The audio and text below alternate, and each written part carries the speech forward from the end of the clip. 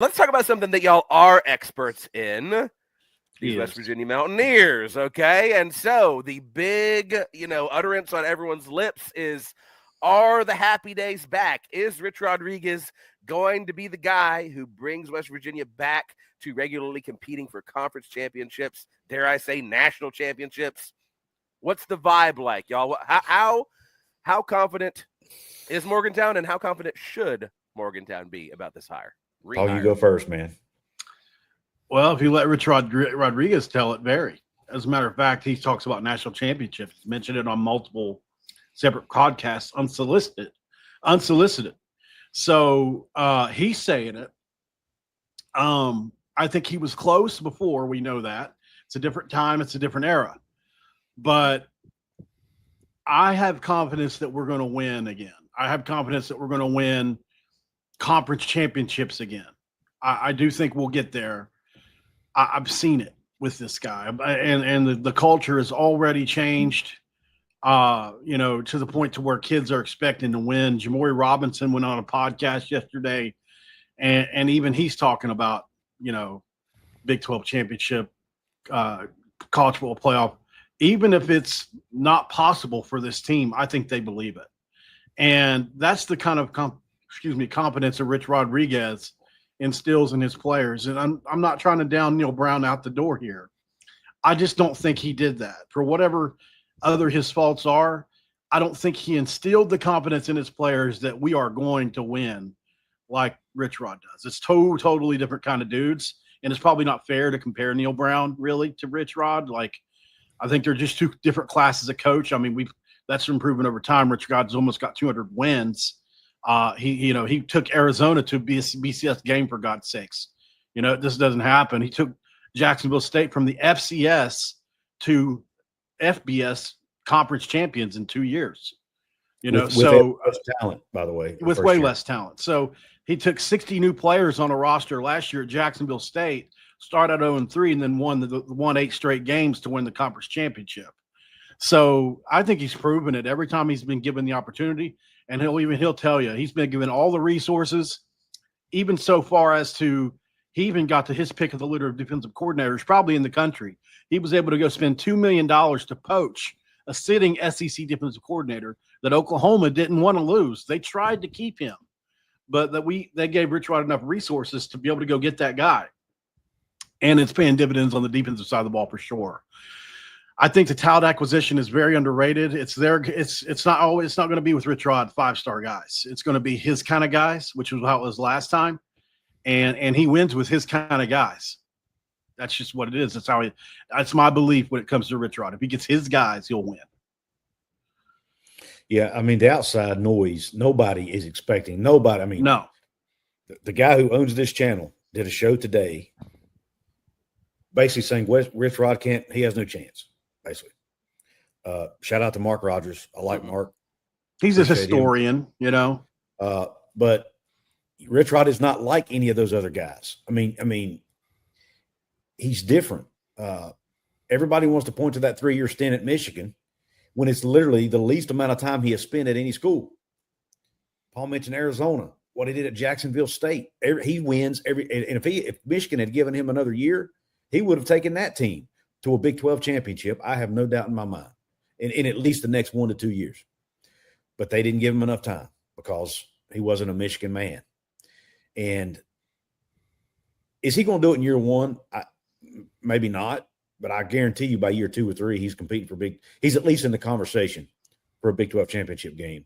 And West Virginia's back to being West Virginia of old, not, winning 8-9 games a year, in my opinion. I'm not going to sit here and, go pie in the sky and say they're going to win the Big 12 every year and anything crazy. But I do think they'll be better. I think they'll be back to the West Virginia of old, back to winning 8-9 games a year with the occasional 10-win season. And again, he's not going to recruit a ton of 5-star guys, but he will find those guys either guys that nobody else wants, or guys who might not be highly recruited, or even guys who may not be playing the same position that he wants them to play, because nobody else thinks they can play it. And he'll put them where he wants them, and he'll make them fit into his scheme. And another people don't realize, Rich Rod is one of the brightest offensive minds in the history of college football. Okay, his teams are going to score points. So what that means is all you got to have a defense that can step up and just be decent.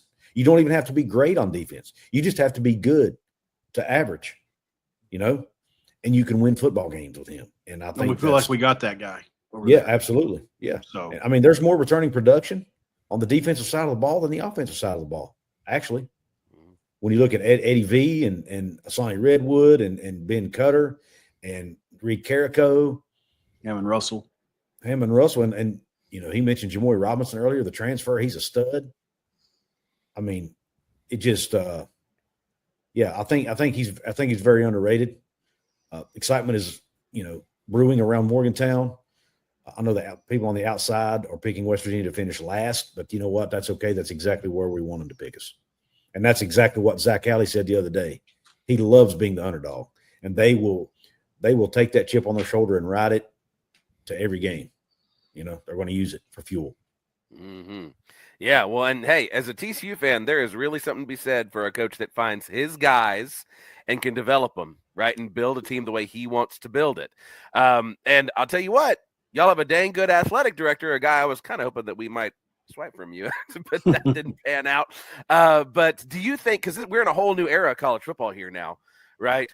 Now it's not just about developing guys. You got to also retain that talent. Do you feel like y'all have the NIL resources and a plan in place to retain those guys once you do develop them into those special players? I think Rich Rod thinks he does. He said it himself, once again, leaning on what Rich Rod said. Like he said on Josh Pateso, we may not have the extra stuff that some other programs have, but we have what we need to get to the playoff. Let's just say that. He said win a national championship. Like I said, he said it unsolicited on multiple different fronts now, multiple different shows. Keeps bringing it up. I think it eats at him. I think it's his one thing, right? I mean, we all know what happened against Pitt, 13-9. We missed the national championship. We've got Pat McAfee and Ken Kendrick, the billionaire, backing him 100% into this, and I think he can get what he needs when he needs it. Evidenced by Jamoy Robinson, a guy that won the American Conference Defensive Player of the Year last year and was projected second-round pick in the NFL draft this year. They paid that guy, well, third round, but they paid that guy not to go anywhere. They got a Michael Coates Jr. who was supposed to go visit Ole Miss, and the rumor is that they paid him not to do that too. They said, hey, why don't you just not go to Ole Miss and stay here? And they've done that over and over again with different guys. So I have no doubts. I think that it's going to be interesting to see the way it plays out, because I did a show yesterday on outside of the $20.5 million. What's that look like for every program? How stringent are they on those deals?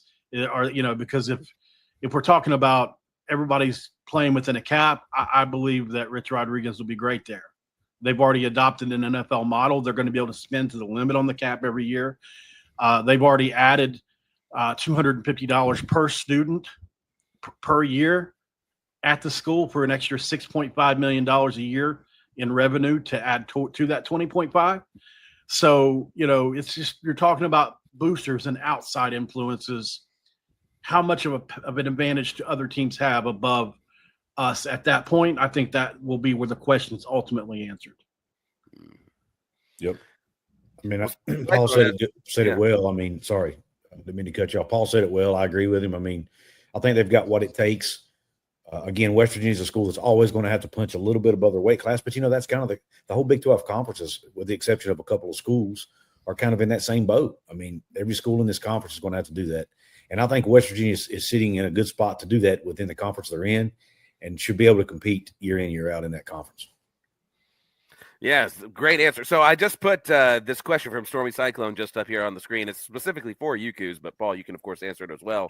The term retread getting thrown around with regard to Rich Rod. Like we've got Scott Frost going back to UCF, Rich Rod going back to West Virginia. Stormy Cyclone wants to know, do you feel like that term is a little bit disrespectful with regard to Rich Rodriguez? What do you think about that? I don't think it's disrespectful. I mean, I don't really look at it as being disrespectful, to be honest. I probably used it myself, to be honest. It's just a general term. I guess it depends on the context in which they're using it. But I don't look at it as disrespectful personally, just that term itself. Yeah, I think because of the connotation associated with the retread, I could see how somebody would, because it's used as a negative term now, right?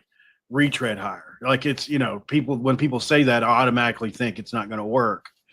And like Koo said in the open, the reason it's different, I'll give a couple different reasons. I think for one, how many of these retreads were as successful as Rich Rodriguez in their first stint that haven't worked the second time around? Not many. Maybe Bill Snyder was he was definitely more successful his first time, but I think Bill Snyder's the closest thing we've come to a successful second stint, right? But nobody's had to do this in this era. Nobody yet, right? We're just now seeing it for the first time. There's only been 7 or 8 ever. So, with that, so it's really not a great big sample size. You say retreads never work in football, but there's not been enough of them to really actually definitively say that if you were doing a case study or something. So while that may be true, I just think in the portal era that you can't say what's going to work or what won't work because things aren't the same. Teams aren't built over 4 years or 6 years like they were before. So. And another thing to compare to the ones Mark was talking about in his show today, the Bill Snyders, the Mac Browns, most of those guys, not all of them, most of them set out of coaching for several years before they went back. Rich Rod only was out of coaching, if I'm not mistaken, 1 year before he got back in as a coordinator or in some position on a staff somewhere, whether it be a head coach or coordinator. He was in an analyst for a year somewhere. I think it was Hawaii. So, I mean, he's been in coaching with the exception of, I think, 1 season.